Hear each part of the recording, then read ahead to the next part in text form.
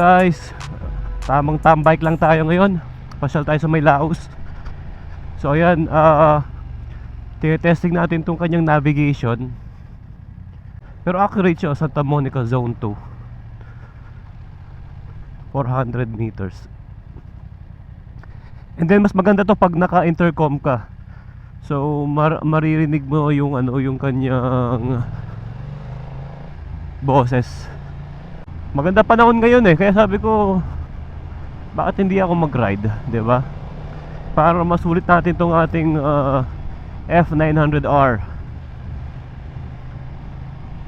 So ito yung second time ko na ira-ride siya guys. Nung isang araw ni-review natin siya. So far so good. Satisfied naman tayo guys sa performance ng F9. Although talagang hindi siya pang high speed. Kung torque ang hanap mo, ito. Pero kung high speed, yan, pang top speed, wala. Ano lang to, torque and mid range. Pero overall package guys, it's not about top speed, it's not about top end, diba? So hindi man tayo laging nasa expressway.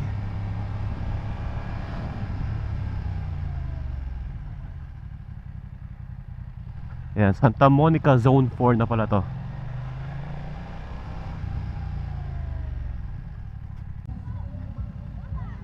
Walang muffler. Ayan, bomba. Naka-stock muffler tayo. May muffler pala pero stock lang. So hintayin natin yung in-order kong mid-link. So nakahiram tayo ng guys, nakahiram tayo ng exhaust kay Boss Jang. Ayan, shout out Boss Jang. Two brothers na carbon, Black Series 51mm. So pag dumating yun guys, i-road test natin kagad. Although meron akong video, nung sample video nung tinanggal ko yung stock muffler niya. Napakita parang Harley Davidson. Grabe, sobrang bulahaw. Ayan, so shout out din kay Tito Nick. Ayan, so sa kanya ko nakuha to guys. Nakuha niya lang to last year. Talagang hindi naman niya masyadong na-ride. Meron na siyang bagong motor ngayon, XADV 750. Best buy na to guys kasi 3K odo lang. 3.3 nung nakuha ko. Tapos first owner pa siya. First owner, tapos hindi pala spag yung motor, good as new. 'Di ba? So usang ka pa. Nowadays mahirap makakita ng motor na sariwa na hindi napitik yung odo. Kasi halos lahat ngayon talaga pumipitik ng odo. Yun halos buy and sell. I'm not against buy and sell people, pero mga legit naman talaga. Pero halos marami rin talagang illegal. Yung marami na nadaya ng odometer. Mahina lang talaga yung busina niya. Pero kahit na aggressive position to guys, comfortable siya Comfortable siya. I mean, hindi man ako nangangalay. Hindi ko alam kung sa long ride, malalaman natin yan pag nag long ride tayo. So buti naman wala nang tubig dito guys. So nakakadaan na tayo sa NLEX nang hindi umiikot sa bypass road. Dahil yung sa may Caltex, sa may MacArthur baha pa rin. So kailangan pa natin mag-reroute.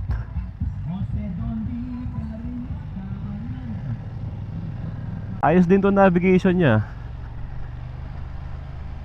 Oops, may bus. Alright, NLEX Gaming na.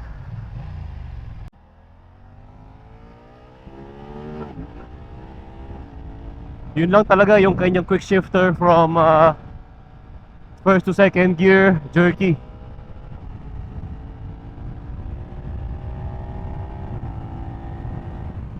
Yung last ride to, hindi ko gano'n nasagad Hanggang 180 lang yata ako. Last, nung ni-review ko siya, medyo marami sasakyan that time. Ngayon tignan natin kahit pa paano kung makaangat tayo ng 200. Curious lang ako kung gaano niya kabilis makuha yung 200. Mukhang di tayo makakataw ah.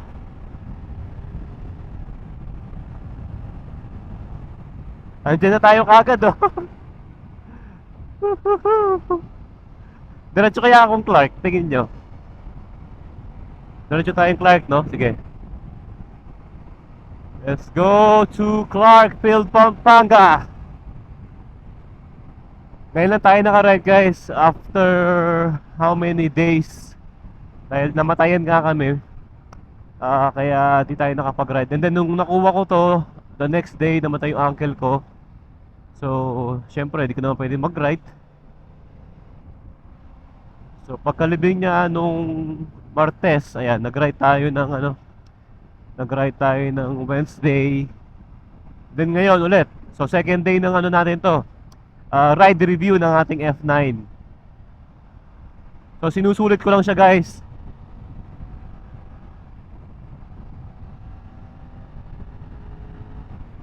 Diretso tayong Clark. Maaga pa naman, it's 3:47.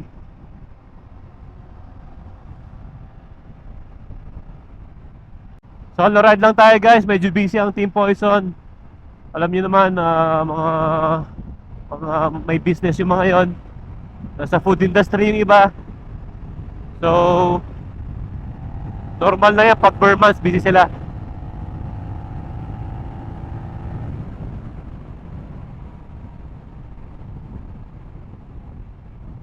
Somehow okay na rin yung power. Okay na rin.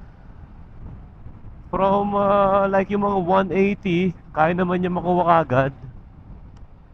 Gusto kong malaman yung kayong 200. Kung tingnan natin kung hanggang saan aabot ang power ng F9 na to.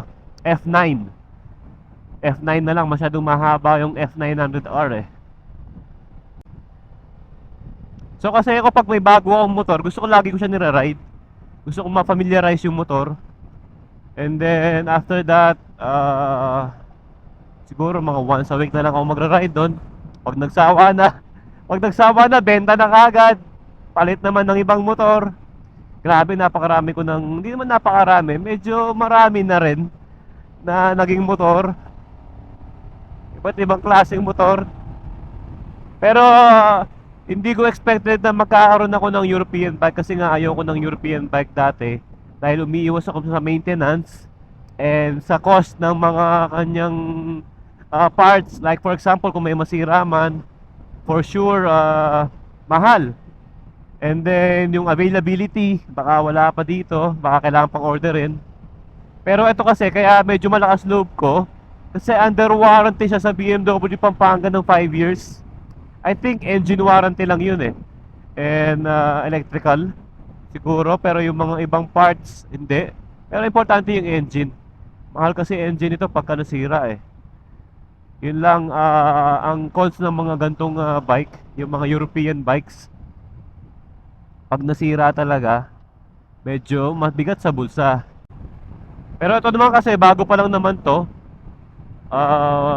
Last year lang binili to, I think August or July. O di ako nagkakamali, basta ano lang to, kaka 1 year old lang nito. So batang bata pa guys, for sure wala pa naman ganong problema to.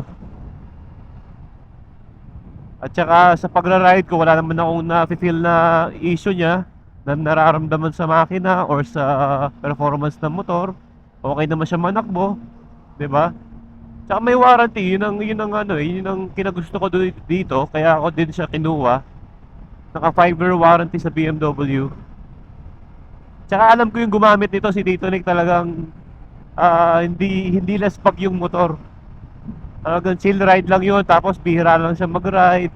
Pero kahit na 3,000 plus odometer lang to nung nakuha ko, pina-PMS pa rin niya guys.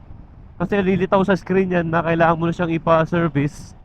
So sa BMW lang ang makakapagtanggal nun sa kanilang computer. Kasi every time na i-open mo yung dash, lilitaw yung service eh. So kahit naka 1,000 kilometers ka lang or maybe 2,000, pag time na ng service niya, wala, kailangan mo siya ipa-service. Which is okay naman guys. Kahit na naka 2,000 kilometers ka lang in 1 year, kailangan mo pa rin siyang ipa-PMS. Kasi somehow, yung oil nun, nagkakaroon na ng ano, baka magkaroon ng sludge. So masira pa yung makina mo. Medyo traffic ngayon guys. Ano kaya meron? Grabe no, lagi na lang traffic sa NLEX. Buti na nakamotor tayo. Kahit pa paano, nakakasingit tayo. Unlike sa mga kotse, medyo mabagal lang sila pag ganitong traffic. Yun nga lang sa motor, mainit. Pag umuulan, mababasa ka.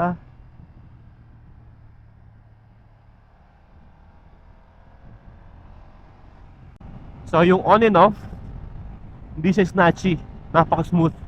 Ayan o. Hindi ka mukha ng mga ibang motor. Ayan, pag binigla mo, nagwa-wild. Ito, very smooth. Ganda ng ating camera, DJI Osmo Action 4 guys. Napakatagal ng battery life. So sa isang vlog, halos hindi ka man magpapalit ng battery.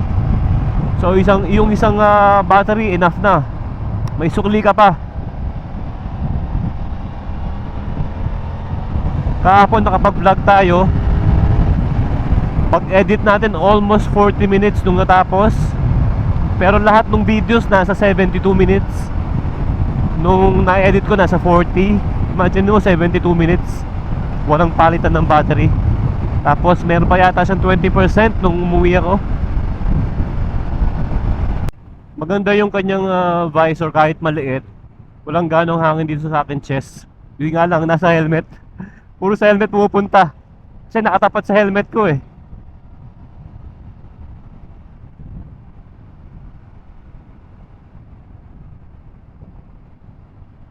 Ito naka GS yata to. GSA. Ayun, bumili siya ng gulong. GSA ba to? Or ay hindi, Triumph Tiger 900.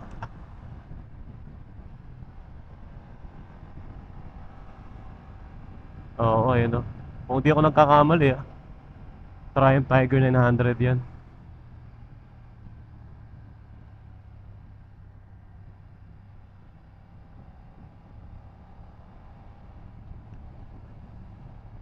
Dito may konting bankingan. Tingnan natin yung kanyang, wow, magaan guys. Magaan. Yun nga lang, di tayo makaporma. Ang sarap i-banking. Punaan natin to.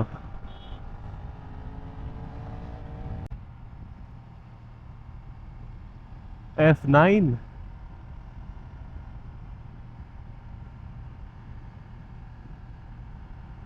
Ayan napaka-stable niya guys Wala man akong nararamdamang bounce.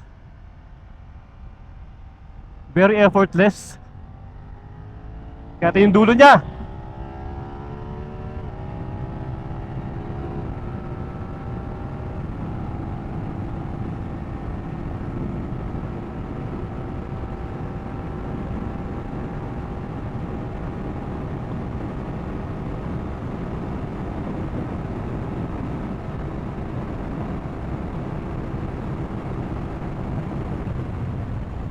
So 7 lang guys, bitin. Pagdating ng 180, 190 medyo umaano na lang siya. Nagme-maintain na lang. Pero yung 100 to 180 mabilis naman niya makuha. Yun nga lang, pagdating ng high speed, high RPM, mini-maintain na lang niya. Pero sa bankingan okay siya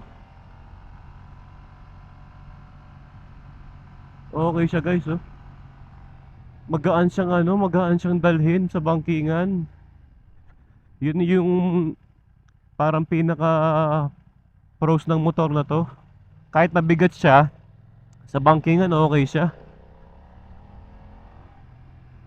So may mga ganyan naman motor talaga May mga pros and cons talaga yan Kumbaga ito, walang galon dulo pero ma-torque, mid-range, mabigat pero madaling i-banking, 'di ba?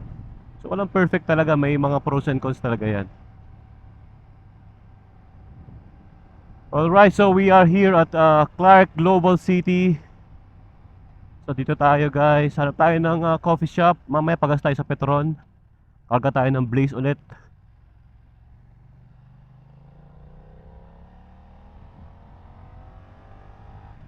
Tingnan natin kung ilan yung lean angle natin kanina.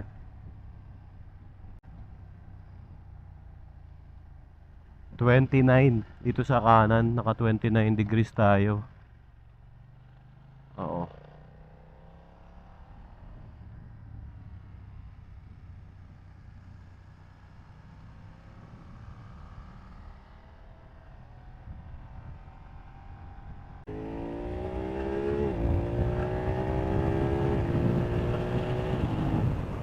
Kaya tayo ng Ducati. Baka meron silang test ride doon. Makapag-test ride tayo ng Ducati Monster.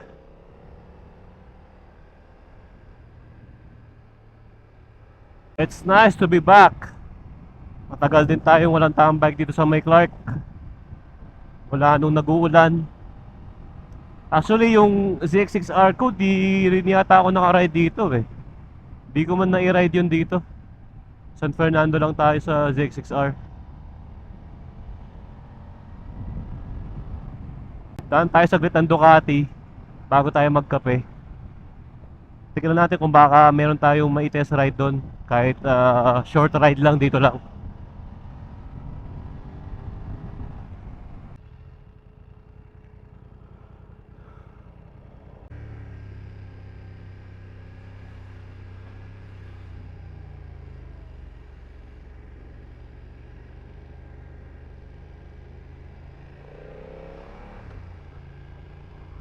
Okay, pasya tayong Ducati.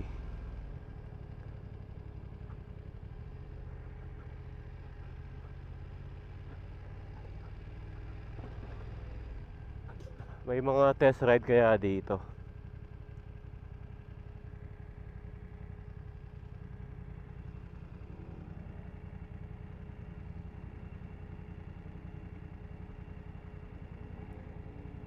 Ayun.